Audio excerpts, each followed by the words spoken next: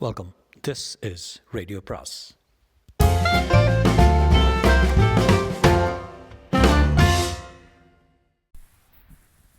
அனைவருக்கும் அன்பு வணக்கம். ராக்கி ரங்கராஜனின் ஜெனிஃபர் அத்தியாயம் 23.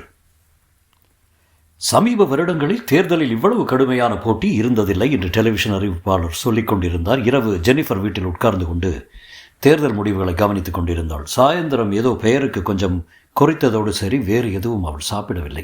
ஒரு போர்வையை போர்த்தி கொண்டு நாற்காலில் சுருட்டி மடக்கி கொண்டு டெலிவிஷனை பார்த்தவாறு இருந்தாள். கோடானு கோடி பேருக்கு இப்போது ஒளிபரப்பாகி கொண்டிருப்பது தேர்தல் முடிவல்ல, தன்னுடைய தலைவிதிதான் என்று அவளுக்கு தோன்றியது.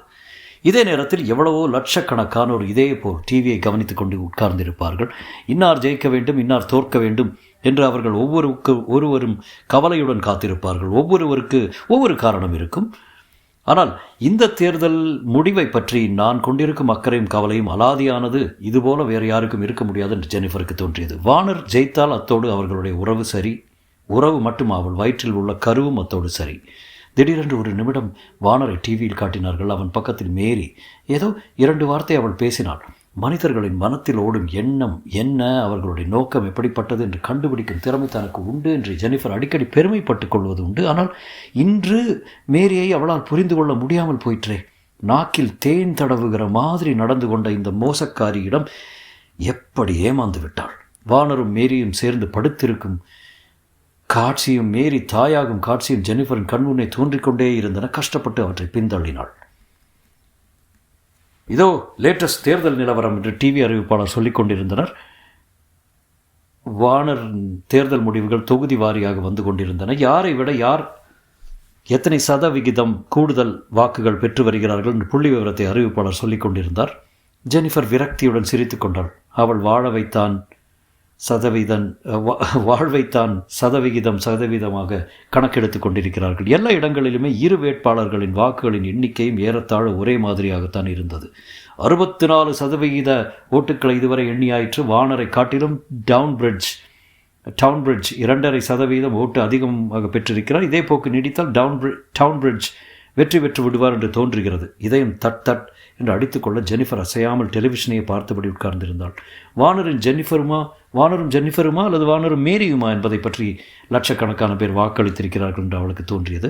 முடிவுகளை கேட்டுக்கொண்டிருக்கையில் அவளுக்கு ஒரு தலைக்குள் ஒரு கிறுகிறுப்பு ஏற்பட்டது. எழுந்து போய் ஏதாவது சாப்பிட்டால் தேவையில்லை. வேண்டாம், இப்போது எழுந்து போகக்கூடாது. இதோ எதிரே உள்ள டிவி திரையில் என்ன செய்தி வருகிறது என்பதுதான் இப்போது முக்கியம்.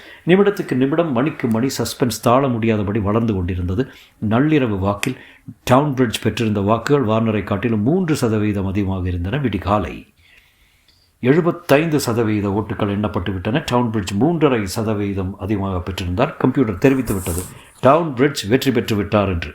டெலிவிஷன் பெட்டியை வெறித்து நோக்கியபடி உட்கார்ந்திருந்தால் ஜெனிஃபர். அவருடைய உணர்ச்சிகள் அனைத்தும் வடிந்து விட்டன.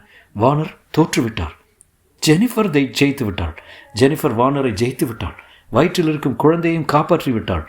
இனி அவனிடம் எல்லாவற்றையும் தைரியமாக பேசலாம். தங்கள் குழந்தையை பற்றி சுதந்திரமாக பேசலாம். இருவரும் சேர்ந்து வாழப்போகும் எதிர்காலத்தை பற்றி பேசலாம். பாவம், வானர் இப்போது எவ்வளவு வேதனைப்பட்டு கொண்டிருப்பார். ஜெனிஃபருக்கு வருத்தமாக இருந்தது. பரவாயில்லை, நாளாவட்டத்தில் இந்த தோல்வி மறந்து போகும். பிற்காலத்தில் மறுபடியும் அவர் தேர்தலுக்கு போட்டியிடுவார். அப்போது ஜெனிஃபர் அவருக்கு உறுதுணையாக நிற்பாள். அவர்களுக்கு வயதாகிவிட்டது இல்லையே. உலகமே கை கட்டி காத்திருந்தது. அவளுக்கும் வானருக்கும் அவளுடைய குழந்தைக்கும் சேவகம் செய்ய காத்திருக்கிறது. தன்னையும் அறியாமல் நாற்காலில் சாய்ந்தபடியே கண்ணாயிருந்தாள் ஜெனிஃபர்.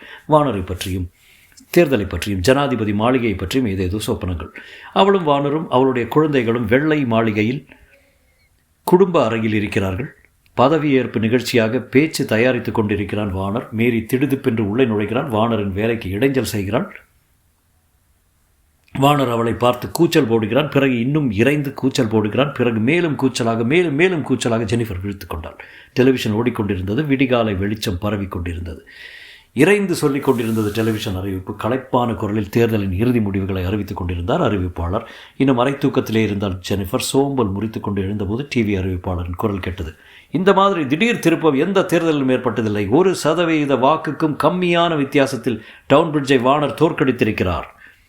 ஆக ஜெனிஃபர் தோற்றுவிட்டாள். மறுநாள் காலை வெகு நேரம் கழித்து ஜெனிஃபர் தன் அலுவலகத்தை அடைந்தாள். காரியதரிசி அவளிடம் விரைந்து வந்து, மிஸ்டர் வானர் உங்களை டெலிஃபோனில் கூப்பிடுறார். காலையிலிருந்து கூப்பிட்டு கொண்டே இருக்கிறார் என்றாள். ஒரு வினாடி ஜெனிஃபர் தயங்கினாள். பிறகு, சரி, நான் போய் பேசிக்கொள்கிறேன் என்று கூறிவிட்டு தன் அறைக்குள் சென்று ஃபோனை எடுத்தாள். ஹலோ வானா, கங்க்ராச்சுலேஷன்ஸ். தேங்க்ஸ், நாம் நிறைய பேச வேண்டும். மத்தியானம் லஞ்ச் நேரத்தில் ஃப்ரீயாக இருப்பியா? ஜெனிஃபர் தயங்கிவிட்டு இருப்பேன் என்றாள். பிரச்சனையை எப்படியும் எதிர்நோக்கித்தான் ஆக வேண்டும், வேறு வழி இல்லை என்று எண்ணிக்கொண்டாள் அவள். 3 வாரங்களுக்கு பிறகு இப்போதுதான் வானரை சந்திக்கிறாள் ஜெனிஃபர். அவன் முகத்தை ஆராய்ந்தாள் அவள். களைத்து சோர்ந்த நீள மூஞ்சியாக தெரிந்தது. வெற்றியின் பெருமிதம் அங்கே பிரகாசித்துக் கொண்டிருக்கவில்லை. இருக்கை கொள்ளாமல் தவிப்பவனாக இருந்தான். உணவு ஆர்டர்ஸ் கொடுத்தார்களே தவிர இருவருமே சாப்பிடவில்லை. தேர்தலை பற்றி சிறிது பேசினார்கள். எல்லாம் அர்த்தமில்லாத சொற்கள், மனதுக்குள் உள்ள எண்ணங்களை மறைப்பதற்கு போர்வைகள் போலத்தான் இருந்தன. இந்த போலி நாடகம் சகிக்க முடியாததாக ஆகிவிட்ட போது இறுதியில் வானர் சொன்னான், ஜெனிஃபர். மூச்சை இழுத்து பிடித்தவன் போல மௌனமாயிருந்தவன் பிறகு படபடவென்று சொன்னான், மேரி கர்ப்பமாயிருக்கிறாள்.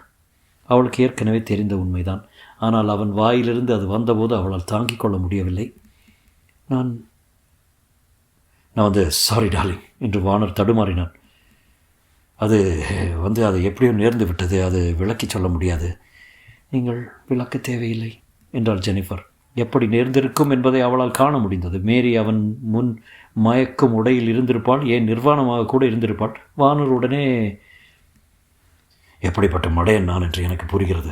வானர் சொல்லிக் கொண்டிருந்தான். ஒரு தர்ம சங்கடமான மௌனம் அங்கே நிலவியது. பிறகு அவன் தொடர்ந்தான். கட்சி மேலிடத்திலிருந்து இன்று காலை என்னை ஃபோனில் கூப்பிட்டார்கள். அடுத்த ஜனாதிபதியாக என்னை கொண்டு வர இப்போதை பிடித்தே தயார் செய்யப் போகிறார்களாம். சிறிது தயங்கினான். பிரச்சனை என்னவென்றால், மேரி கர்ப்பமாயிருக்கும் இந்த சமயத்தில் போய் விவாகரத்தை நடவடிக்கை எடுத்தால் அது எசகு பிசகாகி போய்விடும். எனக்கு ஒன்றுமே புரியவில்லை. நான் தூங்கி 3 நாளாகிறது. அவள் எதுவும் குறுக்கிட்டு பேசாமல் அவன் முகத்தையே பார்த்தவாறு இருந்தாள்.